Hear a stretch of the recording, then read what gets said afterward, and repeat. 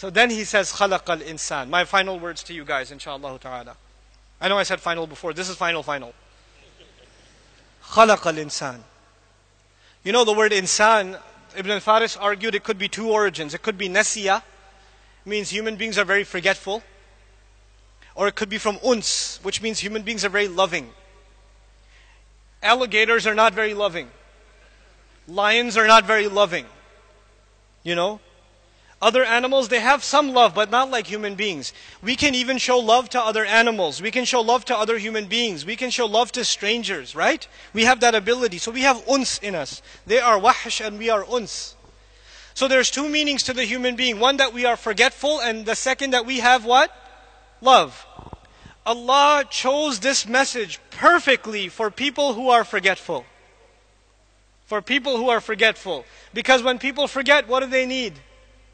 Reminder. And one of the names of the Quran is reminder. In huwa illa dhikrun. Kalla innaha tadhkira. Wa dhakkir bil Quran man yakhafu wa'id. Quran is reminder because we are insan. So he says, I taught the Quran because you're insan. You forget, that's why I gave you a reminder. You keep forgetting, so I keep reminding you over and over again. That's why I did that. Subhanallah. And the second is love. You don't just give love, you are looking for love. If you're looking for love and you have a hole in your heart that you need to fill, this word of Allah will fill it.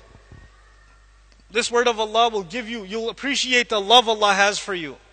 The honor He's given us. How high His word is. وَكَلِمَةُ اللَّهِ هِيَ الْعُلْيَا, He says in Surah At-Tawbah. The word of Allah is the highest there is. There's nothing higher than the word of Allah. Al-Ulya, the superlative form is used. You know what that means? There's nothing higher than the word of Allah. And yet that word of Allah, أَنزَلَهُ, He sent it down. Can you imagine? The highest thing was sent down. For who? For you and me. That's what you call a gift.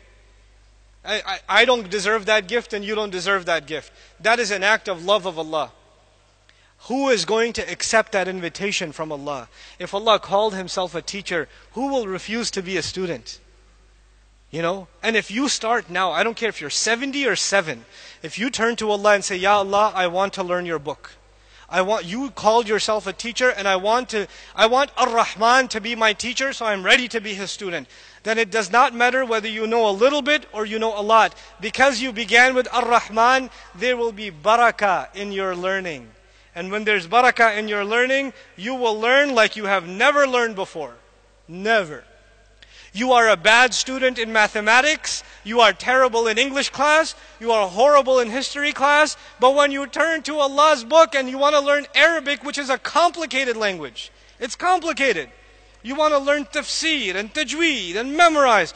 If your intentions are, I want Allah's love and mercy, then Allah will open doors in your brain you didn't know existed. And it'll become easy for you like nothing else. You know, in college I was a terrible student. Terrible. I was a bad student. I only signed up for the courses in college that my friend took.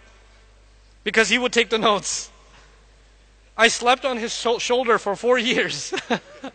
You know, I also have a lot of elbow marks on my arm because he tried to wake me up. I was a terrible student. But when I started learning Quran and Arabic, I did not have to review twice. I learned something once and it came in my head. It's not because I'm smart, because I know how dumb I am.